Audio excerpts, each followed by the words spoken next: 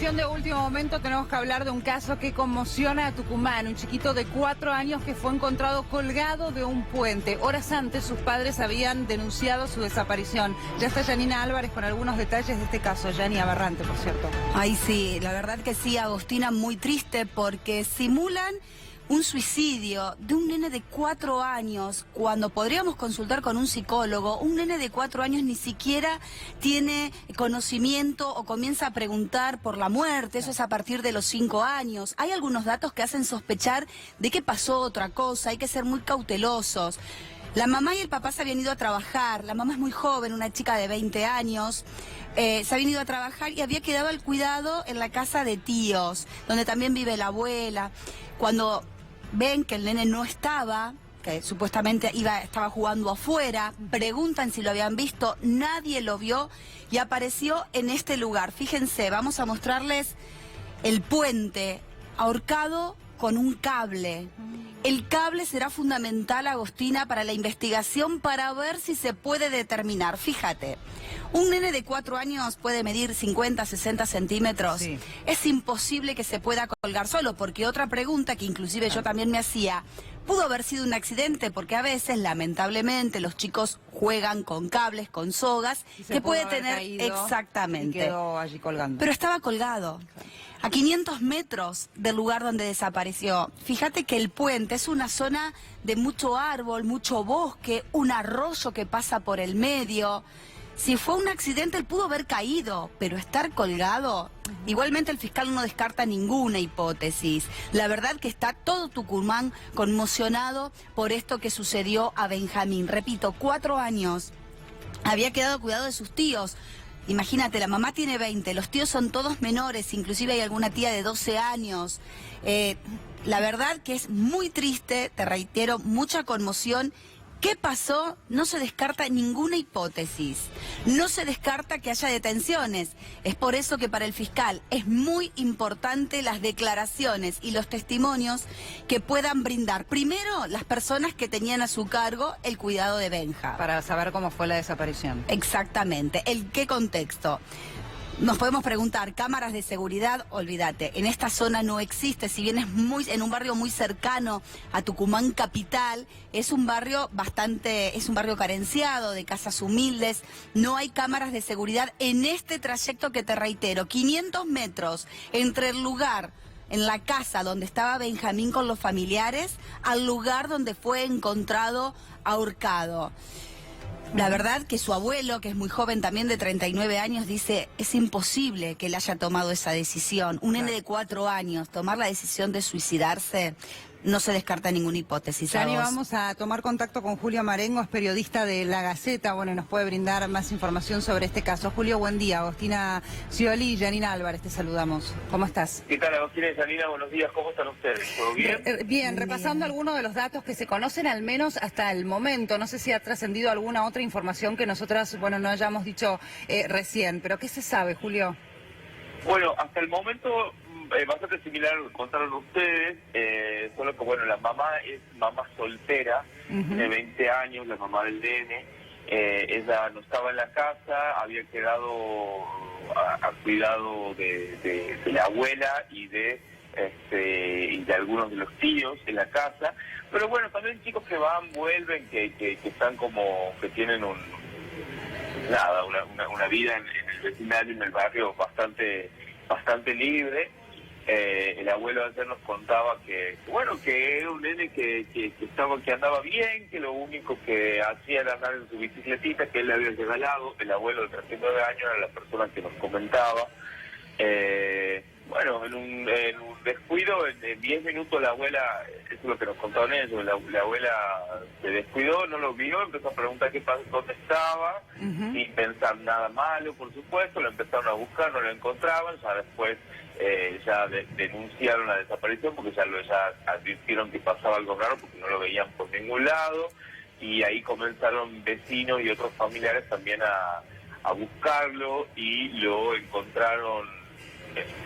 Y ahí fue cuando se dieron. ¿Son los propios familiares quienes lo encuentran o es la policía? Sí, no, los propios familiares son los que lo encuentran. De hecho, cuando el abuelo, que se llama Francisco Adán Peñalba, que tiene 39 años, volvió de hacer un trámite del centro, se dio con esta situación, entonces se sumó al grupo de búsqueda, pero cuando él llegó al lugar, esto es terrible lo que cuenta él, porque con mucho dolor, pero al mismo tiempo con mucha entereza, lograba contar que él llegó al lugar y que ya le estaban entregando a su nietito de 4 años, que ya lo acababan de lograr descolgar del puente, lo encontraron ahorcado con un cable, colgando de un puente, como te digo, en una zona que si bien es transitada entre dos barrios, que comunica dos barrios, estamos hablando de una zona bastante periférica, bastante marginal de el Gran San Miguel de Tucumán. Julio, bueno, vos decías, es un barrio, los chicos, bueno, suelen jugar en la calle, suelen salir con su bicicleta, por ejemplo. ¿Era un lugar al que el chiquito estaba acostumbrado a ir? ¿Sabés si los familiares dijeron eso? Es decir, ¿era factible que se escapara y que recorriera o intentara cruzar ese puente? No sería nada extraño que recorriera ese lugar, porque debajo, eso es un puente peatonal, debajo de ese puente peatonal hay una pasada, vamos a decir irregular, pero que la usan todos los vecinos de los barrios para pasar de un lugar a otro para no subir hasta el puente. El puente, yo fui anoche al lugar, estaba todo muy oscuro, además entre pastizales, escombros, hay también un canal. Ahí, tu compañera había dicho un arroyo, yo me permito corregirlo, es un canal, o sea, una cosa artificial de agua que pasa por ahí, o sea, una zona de servicio, digamos, del lugar, pero también muy sucio, con escombros, con pastizales, claro, con eso se ven las claro, imágenes. No se veía, y estaba trabajando el equipo científico de investigaciones fiscales anoche, con luces, con un generador eléctrico y todo, pero muchas de las pericias iban a quedar para el día de hoy cuando ya estuvieran con luz. De hecho, iban a dejar una consigna policial para poder seguir hoy y que nadie altere nada en el lugar. Julio, sí. Yo te quería preguntar algo que escuché del abuelo, creo que es el papá de la mamá, y que me quedó muy grabado. Él dice que hace algunos años hubo un caso donde un chiquito en la misma zona apareció también muerto y nunca se supo qué había pasado y que no quería que pase eso con su nieto. ¿Vos tenés confirmado si existió un caso similar? Porque si existió un caso de estas características, a vos estaríamos hablando posiblemente de alguna persona que viva en la zona altamente peligrosa, por cierto. Claro. Te digo la verdad, que soy sincero, no escuché eso de ningún caso, no escuché de ningún caso, pero me llamó la atención porque lo dijo el abuelo y no lo teníamos confirmado el caso, pero posiblemente vos, trabajando en la zona, recordarás si realmente fue así. Claro. Yo pregunté a la gente, a mucha gente de la zona, si tenía recuerdos de... En realidad, no, eso lo hablé más con la policía y con los ayudantes de los fiscales que estaban en la zona, si habían tenido un caso similar y no. ¿Sabes qué? Sí, ahora que me estás haciendo recordar, hubo un caso, no sé si ahí, pero de un nene que apareció ahorcado, pero junto con su padre. Los dos aparecieron ahorcados. Como el padre lo ahorcó primero el nene y después se ahorcó él. Claro. Y esto era una cuestión ya más familiar y una venganza, dice el ayudante del fiscal, de la fiscala, con la madre, digamos, claro. Había ahí problemas Julio, familiares. En este caso, ¿se investiga el círculo familiar? ¿Trascendió algún tipo de información, algún tipo de denuncia que pueda llamar la atención de los investigadores? Bueno, cuando ven un caso de ese tipo, los primeros, en este caso, como vos bien dijiste, quedó completamente descartado que sea un suicidio. La psicóloga de la fiscalía dijo que un nene de esa edad ni siquiera concibe la muerte. Y además tampoco podría tener los medios como para matarse de esa manera. Eso queda completamente... Es lo único que ha descartado la Fiscalía, que se haya suicidado. Eso está claro, es un homicidio. De ahí hay varias líneas de investigación que puede ser, que uno también piensa que bueno, que puede ser una especie de mensaje narco o ajuste de cuentas. Bueno, es algo que lo van a investigar también. ¿Pero la familia tiene algún tipo de vínculo con el narcotráfico?